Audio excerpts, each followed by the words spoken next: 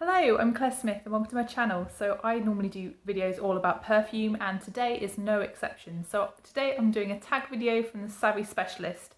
I watched Paolo Bianca do this video and I thought, do you know what? I've got some fragrances in my collection that definitely fit with what this tag's about.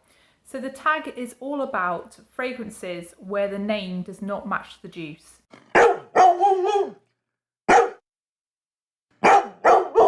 So the first fragrance is actually Daisy by Marc Jacobs. So this is the original EDT formulation that came out in 2007. So this one, I think most people will have smelt it by now. It's a very kind of violet leaf based fragrance. It's more violet leaf than it is violet flower. It's quite an ozonic fragrance as well. It's got that sort of zinginess to it. So I think Daisy has been misnamed, not simply because it doesn't have a daisy note. So Marc Jacobs himself said that Daisy from The Great Gatsby was the inspiration behind this fragrance, and really to me that inspiration and how this fragrance turned out do not really marry. So Daisy from The Great Gatsby is a complete sociopath. She is someone who is ruthless. She is a social climber and she even runs someone over and lets somebody else take the blame. And when that other person who's taken the blame is actually killed themselves, she doesn't attend their funeral, she doesn't send them flowers. She also says partway through the novel that she wants her daughter to grow up to be a beautiful fool. I don't think many women would want that for their daughters.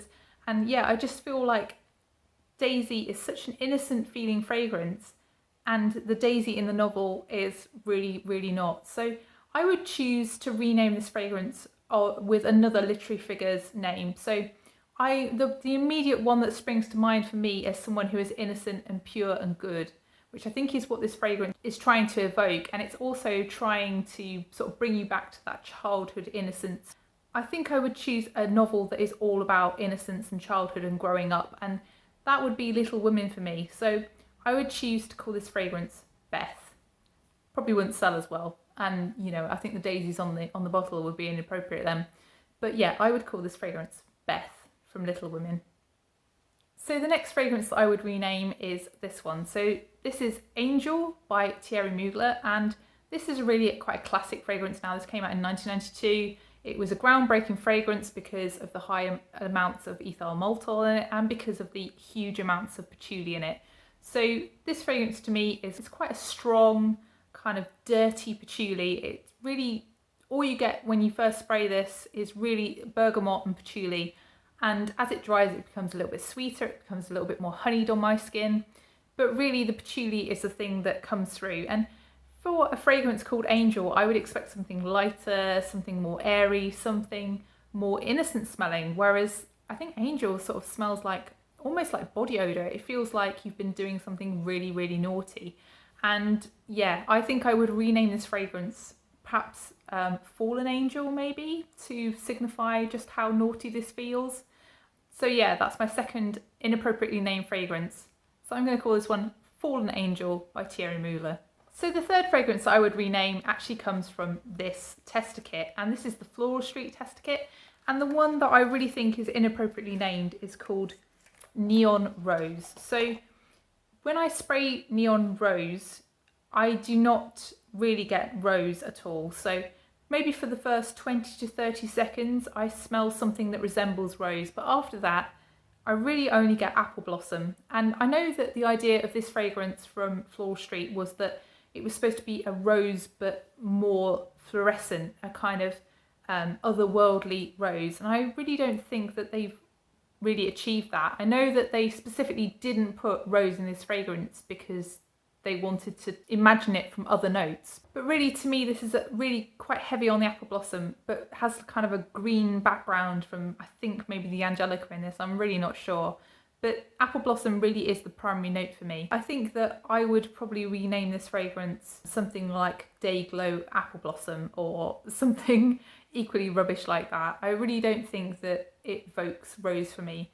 I think if I were making a neon rose fragrance, I would have made something a little bit more Middle Eastern smelling, because to me that's something where the rose is so bright and effervescent. Or maybe I would have chosen to call Angel Nova Neon Rose, because the Angel Nova to me is very neon kind of smelling. It smells bright and like everything is enhanced and more than it is. So yeah, Neon Rose definitely poorly named for me. So the fourth one is quite an old one, and this is Jimmy Choo Blossom. So this fragrance is for me mainly a raspberry fragrance with kind of a little bit of sweet pea, maybe a little bit of rose in the background, but really heavily raspberry.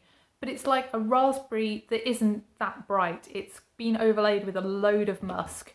And I think the name Blossom is just really misleading, because when I think of Blossom, I think of apple blossom, like in Neon Rose, or I think of maybe cherry blossom.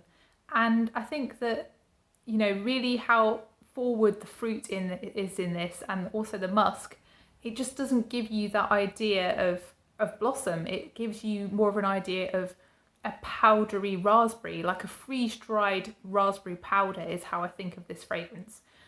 So I think I'd rename this fragrance to something that probably wouldn't sell, something like raspberry mist. Makes it sound like a body spray, doesn't it? But I'm not employed for my fragrance naming skills, so that's the best I can do with this one, but definitely not Blossom.